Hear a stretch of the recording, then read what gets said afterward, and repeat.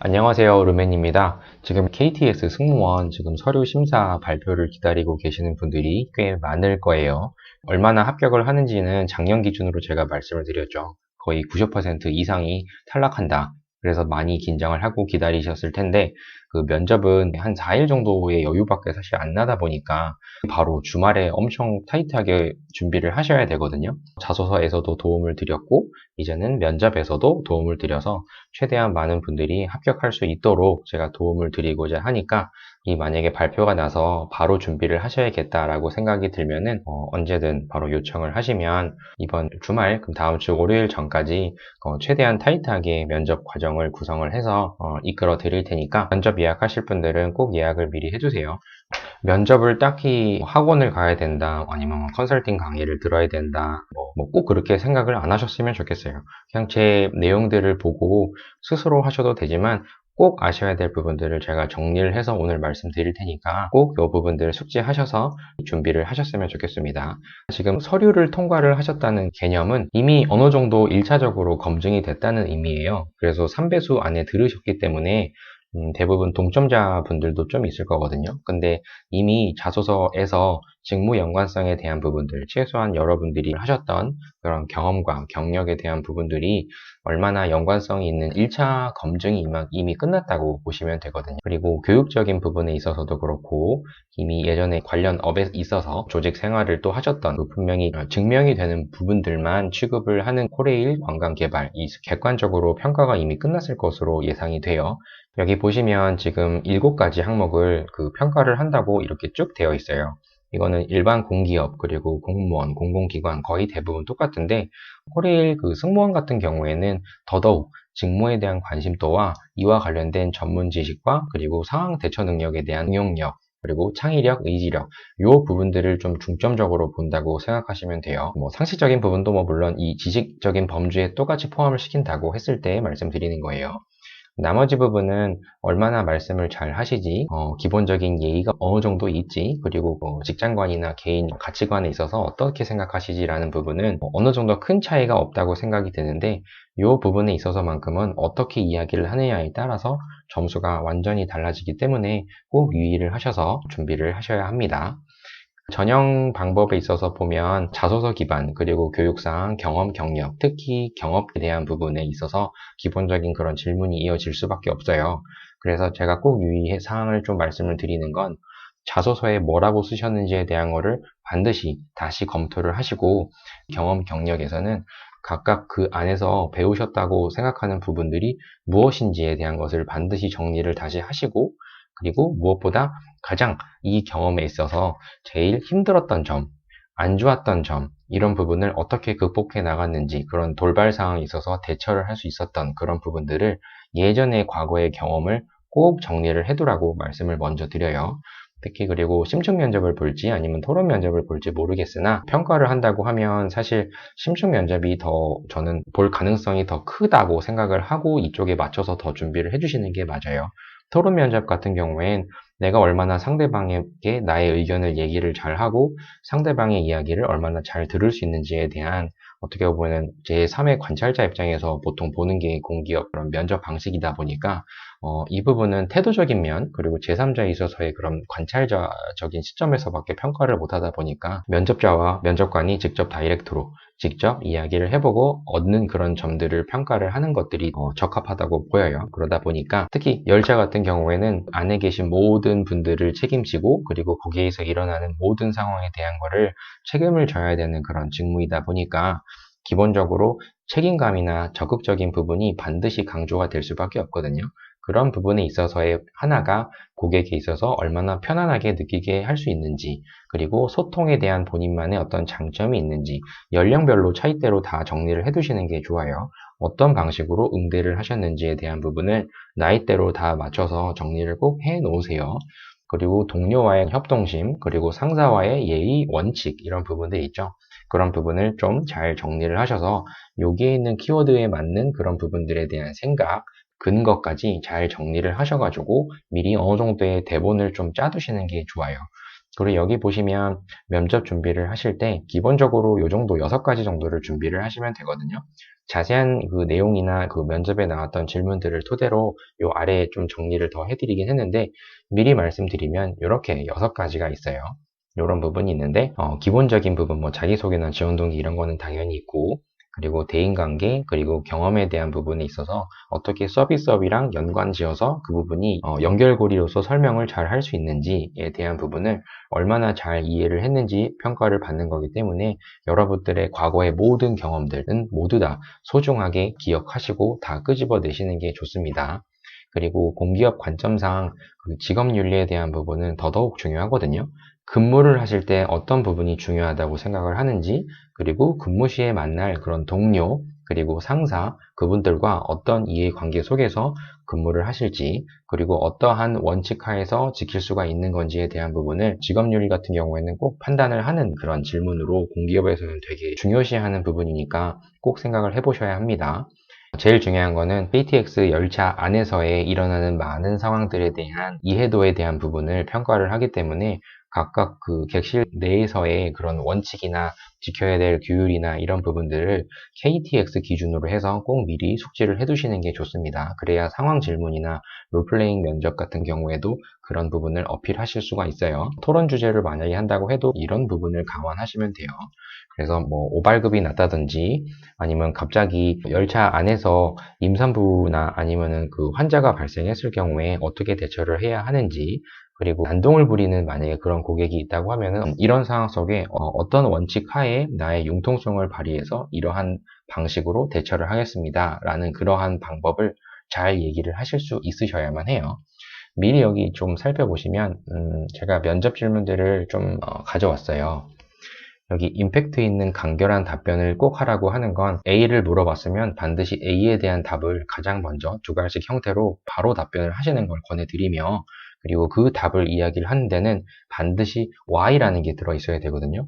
그 질문이 왜 물어봤을까라는 걸 생각을 해보시고 내가 답변하는 것이 왜 그렇습니다라고 얘기를 할 수 있는 그런 간결한 그런 답변이 꼭 필요하니까 너무 장황하게 저는 이랬는데 저랬고 이랬고 길게 요지가 없는 그런 답변을 하게 되면 경쟁자에서 밀릴 수밖에 없어요. 이 부분은 표현 정확도 면에 있어서 꼭 필요한데 이 부분은 당연히 고객과의 의사소통을 하셔야 되는 부분도 있고 실제로 서비스업에서 되게 중요한 부분이기 때문에 의사 표현 전달력 이런 부분들은 매우 중요합니다. 그래서 면접에 있어서도 꼭 그 부분을 잘 어필을 하실 수 있어야 되니까 그래서 미리 면접 답변을 정리를 해두셔야 해요.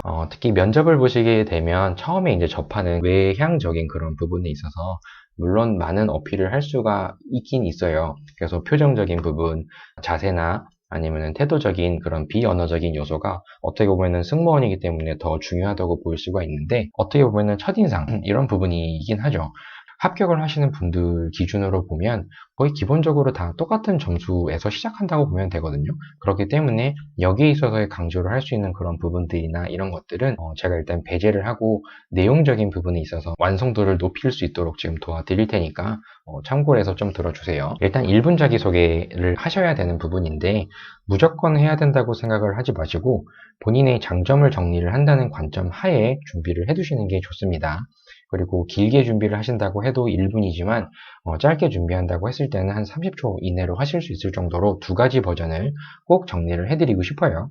그리고 10초라고 해놓은 거는 본인을 한마디로 얘기하면 어떤 사람이다 라고 얘기를 할 정도가 있어야 된다는 거를 알려드리고자 이렇게 정리를 해드렸으니까 생각을 해보세요. 1분 자기소개 때는 저는 뭐 성실합니다, 예의가 바릅니다 그런 기본적인 얘기를 하시는 분들이 많은데 제가 강조드리는 거는 이 승무원이라는 이 직무 특성상 어떠한 역량이 필요하고 이 역량에 필요한 연관이 되는 그런 장점 2가지 정도를 먼저 한번 꼽아보세요.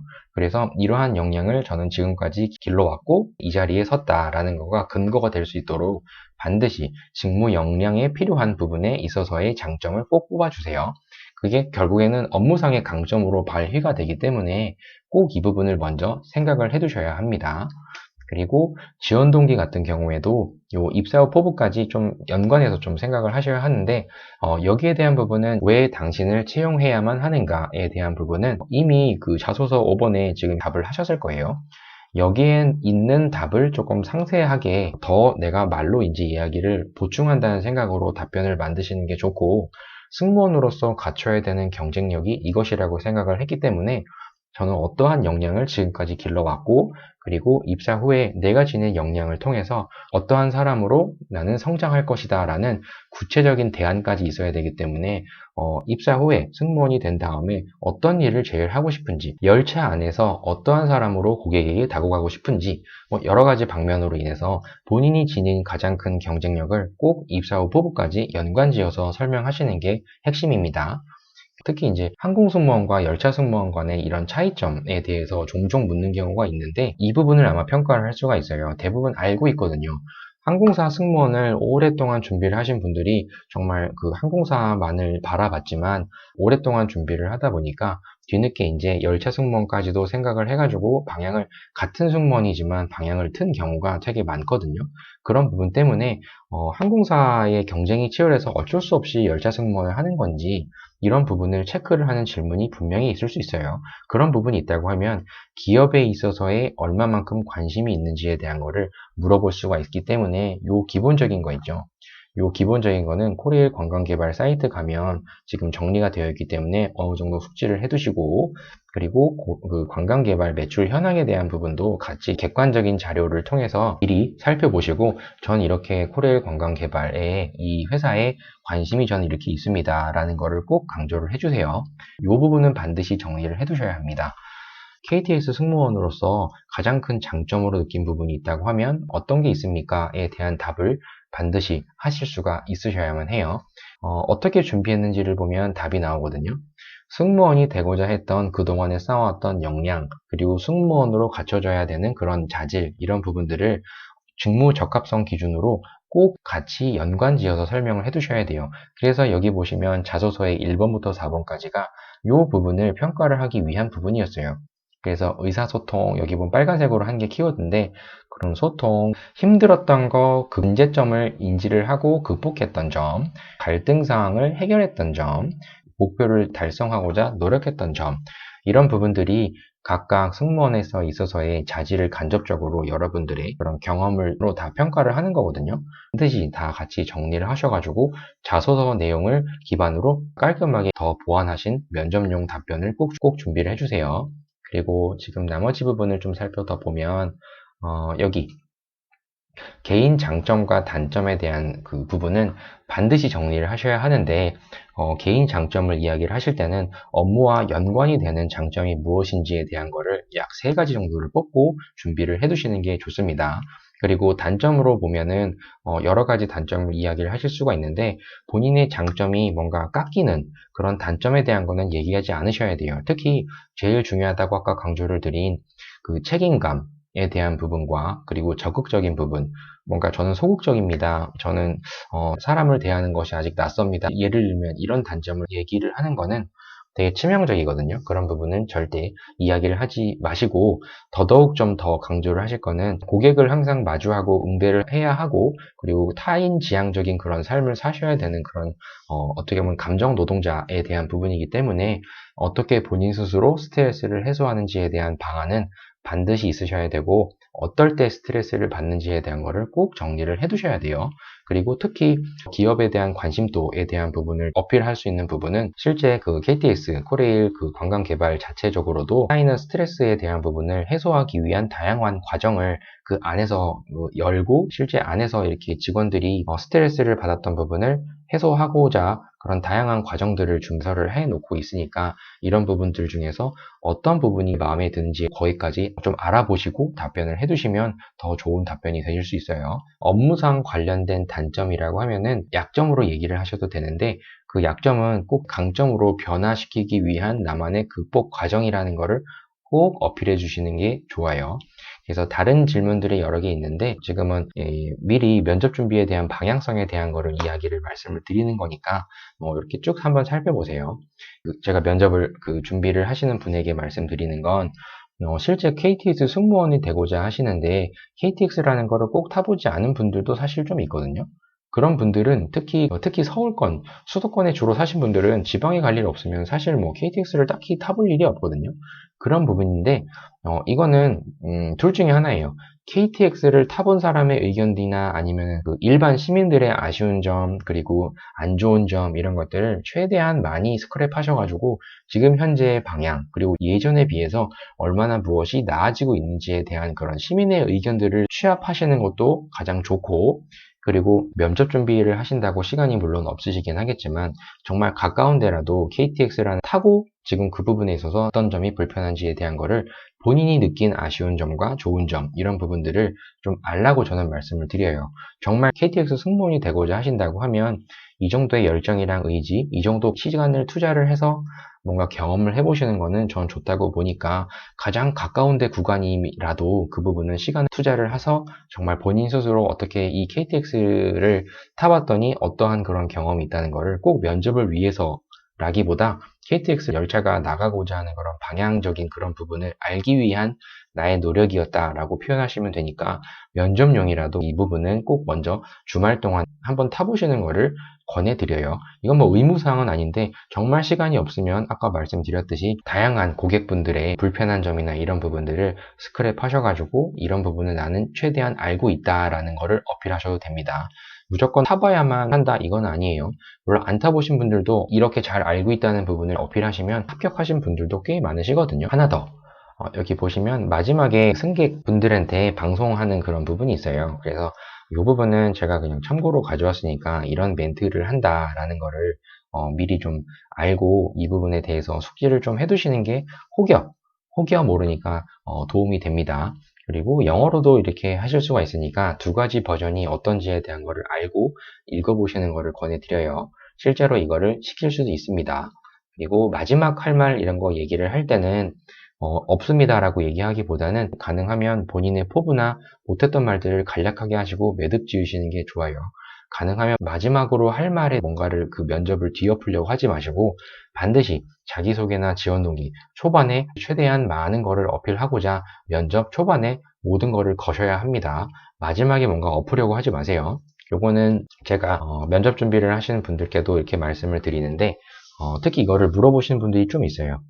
학습적인 부분이나 이런 건 다 좋은데 어찌됐든 전공이랑 승무원의 연관성이 없는데 비전공인데 전 괜찮을까요? 면접 보는데 이상하게 물어보지 않을까요? 그런 부분을 말씀하신 분들이 의외로 되게 많아요. 이거를 물어보는 이유는 특별하게 승무원이 지니는 그러한 사회적인 인식이나 아니면 사람들의 이미지라는 게 있기 때문에 단순하게 이게 유행이나 그런 특정 직업에 대한 단순한 동경 때문인가?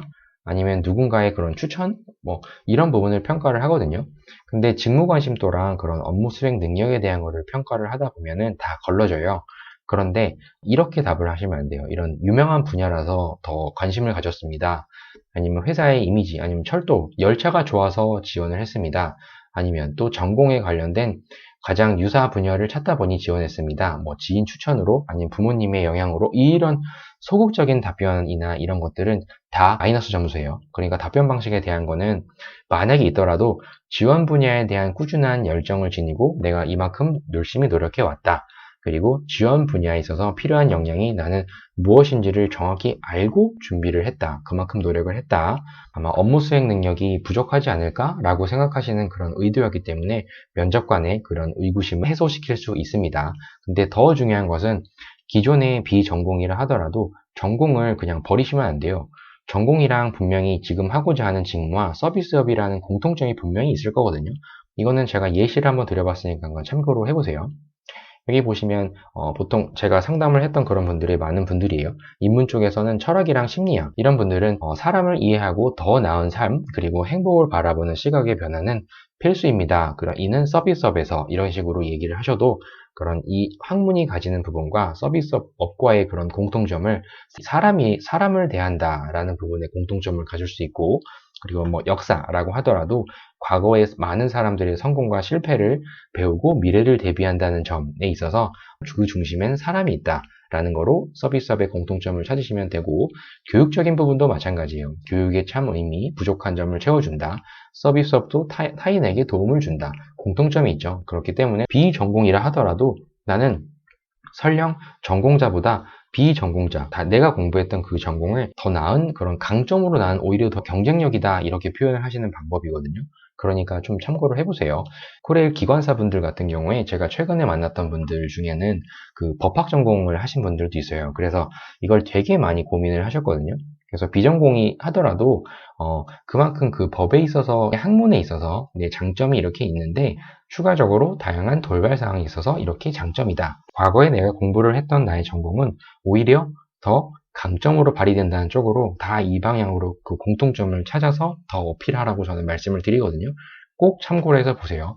비전공이라 하더라도 다 합격할 수 있어요. 충분히 거기 서비스업에 대한 나의 가치관이랑 나의 철학이 잘 녹여낸다고 하신다고 하면 다 합격할 수가 있으니까 걱정하지 마시고 질문에 대한 답을 해주세요. 그리고 제일 중요한 거는 결국은 이거예요. 고객 응대에 필요한 다양한 그 사회 경험을 통해서 고객 응대에 필요한 서비스 정신 그리고 각종 상황에 맞는 나의 응대 능력을 길러왔습니다 라고 표현을 해주시되 더 중요한 거는 이 부분이에요. 서비스, 감동 이것은 같은 의미라고 저는 생각합니다 라고 이런 부분을 꼭 강조를 해주세요. 그래서 이런 부분은 제가 어떻게 얘기를 하는지에 대한 부분을 정리를 해드렸으니까 나만의 스크립트를 먼저 만드세요.